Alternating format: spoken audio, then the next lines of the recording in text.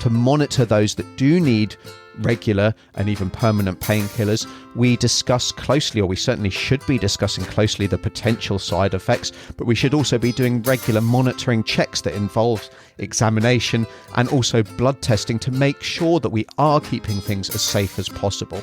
And the reality is also that the people who put in place changes to their dog's environment, to their weight, to their diet, they add in supplements, they modify the amount of exercise and the type of exercise that their pet is doing, those animals will have less of a reliance on anti-inflammatory painkilling medication. Welcome to the Call the Vet Show, the podcast that helps pet parents understand and optimize the health of their furry family, so they can live the full and happy life you want for them. And here's your host, veterinarian Dr. Alex Avery. Hello, and welcome to another episode of the Call the Vet Show. I'm veterinarian Dr. Alex. I'm your host in these parts, and I started this podcast to try and bring pet parents the information that they need to really understand and so optimize the health, the well-being, and ultimately the lifespan of their pet. So if that sounds like something that you're interested in, make sure you hit that subscribe button, and I'm really excited for you to be joining us all in this journey.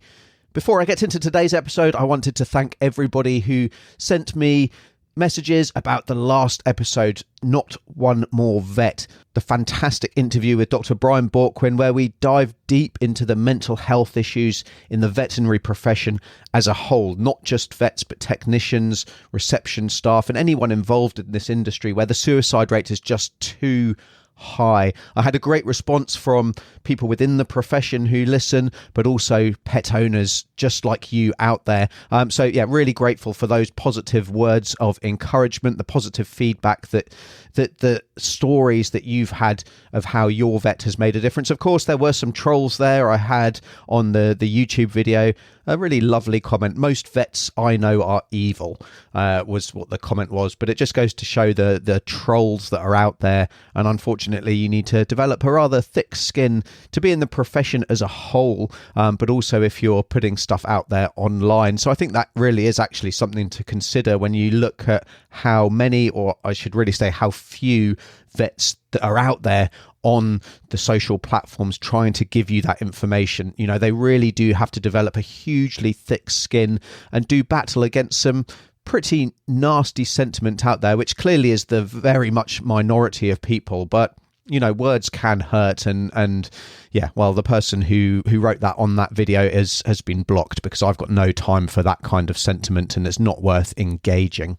And I guess today I want to talk about a topic that is somewhat related, in the sense that a lot of what you read about online when it comes to pet health goes under the term holistic. There's a big holistic crowd out there that really is very anti-conventional therapy, or they feel it has its place when things have really got bad. But actually, in the well-being, the general care of your pet, the management of some of the most common conditions that they suffer from, really we need to be looking at supplements, herbs, diet, exercise, lifestyle changes, and there is absolutely no place for pharmaceuticals, for conventional veterinary medicine, if you will. And so that's really what I want to be really discussing with you today, and I'd love to hear your feedback on this, because I think it's a hugely important topic that maybe a lot of conventional vets don't think about, but also the messages that are being relayed on. And unfortunately, I have to go back to social media all the time, because that's really where we are getting most of our information about everything. You know, if my car seems to have a little bit of a fault, then I'll jump online, I'll do a Google search, and invariably that will go to some blog or some Facebook post or some Reddit forum, and that's where I will try and get some information. Now, we've got to take everything with a pinch of salt, but the reality is that a lot of what we're reading, a lot of what we're taking as fact, comes from these sources that, you know, may actually have very little experience themselves, may have very little knowledge themselves. So with that as the intro, let's jump in with the show. And now, on with the show. And really what raised this topic, or why I'm thinking about it now, is that I'm actually going to be hosting a dog allergy summit in July next year. And we're putting some topics together behind the scenes. We're inviting some really fantastic speakers to come and talk about what is one of the most common problems in our pet dog population, and a problem that can cause a lot of misery to our dogs, but also frustration and headaches to both pet parent and vet alike. So I'm really excited to be diving into that in more detail. But when we were kind of having discussions behind the scenes about some of the topics, one thing that was brought up was the topic of pharmaceuticals, discussing drugs. Thinking that, and the thought was that some of the audience really that are going to be joining this have been members of other summits in the past, and those are still being put together as well. But the real focus is on how we can keep our pets healthy, how we can prevent disease, and how we can not use medicated products. So there was a query about how well some of the topics that are planned would go across, and would it alienate them? Would it really turn them off to any of the messages that we are trying to put forward to ultimately improve the well-being of these dogs that suffer from this very common condition? And my reply to this was that in the very beginning, I discussed with them that there's this holistic crowd that's hijacked that term and used it to mean that all pharmaceuticals are bad for pretty much every reason. They only result in dangerous side effects, and because of this they're to be avoided at all costs, because there are some valid and equally effective supplements, diets, lifestyle changes that can be made. So really those pharmaceuticals have no role to play in the management of any disease, and if anything they're just going to do more harm than good.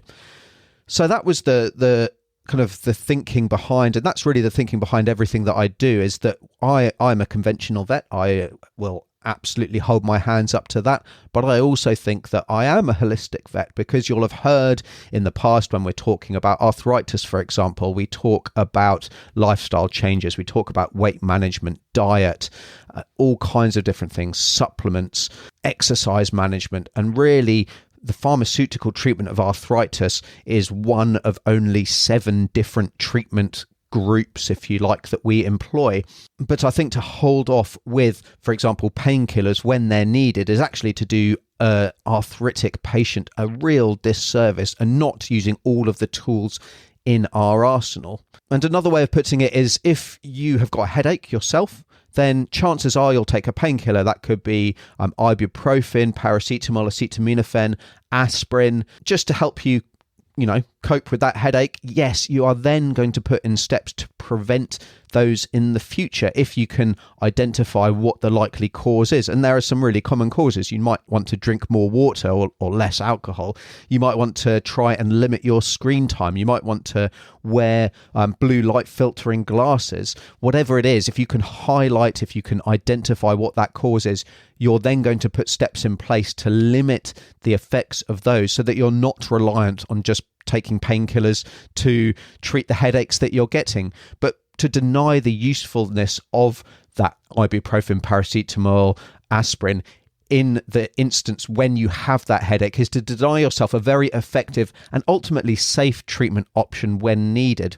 So going back to our example of arthritis in dogs, to monitor those that do need regular and even permanent painkillers, we discuss closely, or we certainly should be discussing closely, the potential side effects, but we should also be doing regular monitoring checks that involves examination and also blood testing to make sure that we are keeping things as safe as possible. And the reality is also that the people who put in place changes to their dog's environment, to their weight, to their diet, they add in supplements, they modify the amount of exercise and the type of exercise that their pet is doing, those animals will have less of a reliance on anti-inflammatory painkilling medication, at least in the earlier stages of their disease, and they're going to live more comfortable and longer lives as a result. And it's the same exact situation with allergic disease in dogs. So we can take lots of different steps with diets, with supplements, with environmental management, with shampoos, with other topical agents.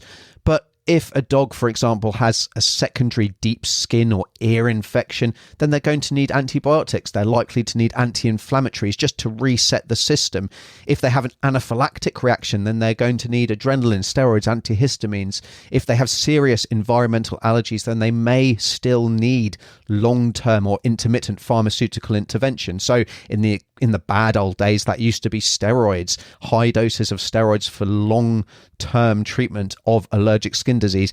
It helps massively with the itch and keeping everything settled down, but it has huge long-term implications.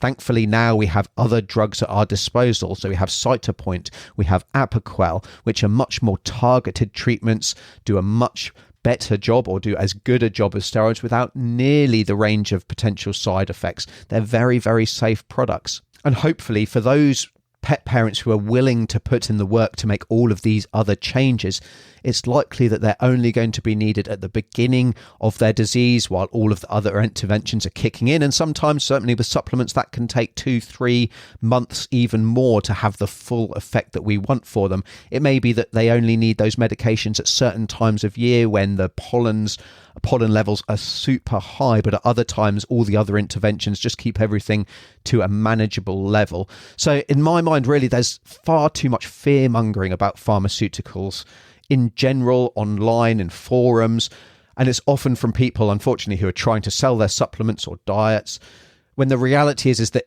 when they're used appropriately, when the proper monitoring is put in place, when they are used in conjunction with all of these other things that we can do for a great many other conditions, they are very, very safe and they work very well. I never want to say there's no risks of side effects with any medication because that would be completely untrue. But in the vast majority of cases, those risks are greatly overstated.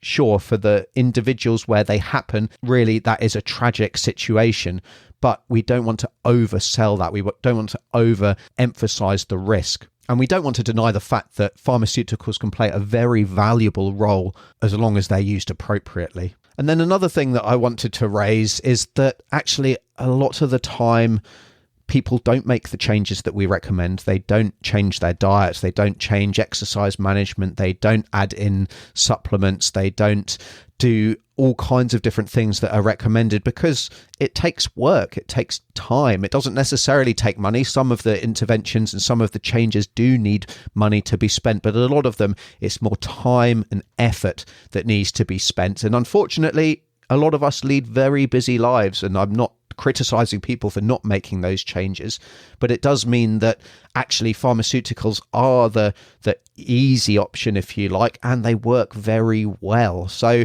a lot of the time I think people are relying on them to make a huge difference, and they do, but they're not making those other changes. And then they may also be skimping on the monitoring that's recommended. So have they had blood tests done every 3 to 6 months or whatever's been recommended by their vet? How are they having regular checkups to make sure that there's no other problems developing? And a lot of the time, certainly in my experience in clinic, that's the case, that they're not necessarily following all of those recommendations. Helping your pet live the happy, healthy life they deserve.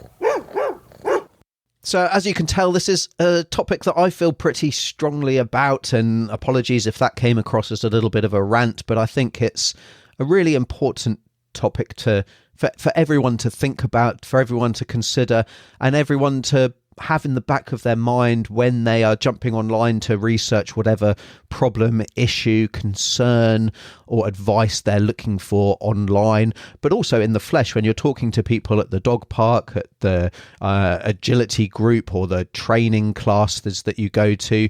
The same rules all apply. And really the work that I do in my clinical work, I'm a vet in general practice, so I'm very much practicing what I preach, but also in all of my online work, I'm all about preventing disease as much as possible and using all of the tools that are in our toolkit to be able to do that, but also to treat diseases as effectively as possible at the same time, and to completely deny the benefit of certain interventions would be doing my patients a disservice. And really, I do believe in taking an evidence-based approach, and as a result of that, using all of the options available to us, especially those that have proven to be beneficial. And certainly some of the supplements, some of the changes, some of the interventions that are recommended by self-styled holistic gurus really don't have any evidence to support their use. So as always, I'd love to continue this conversation with you. Let me know what you think. The best place is to find me on Instagram, where I'm at Our Pets Health. Send me a DM, comment on any of the posts. I'm also on Facebook and Twitter. I'm on YouTube as well. If you want to leave a nicer comment than the one I spoke about at the very beginning of this episode, I'd really love to hear from you and hear your thoughts on this potentially controversial, potentially polarizing topic. All that's left for me to say is be sure to follow this podcast, hit that subscribe button if you're not already. I've got some fantastic interviews coming up. Next episode is all about a weight loss journey of one rather portly pug that you don't want to miss out on. It was a fantastic conversation. Be sure to share this episode with your friends and family who you feel will get benefit from the topics that I'm talking about. And until next time, I'm veterinarian Dr. Alex. This is the Call the Vet Show, because they're family. That's it for this episode of the Call the Vet Show. Be sure to visit callthevet.org to join the conversation, access the show notes, and discover our fantastic bonus content. We'll see you next time.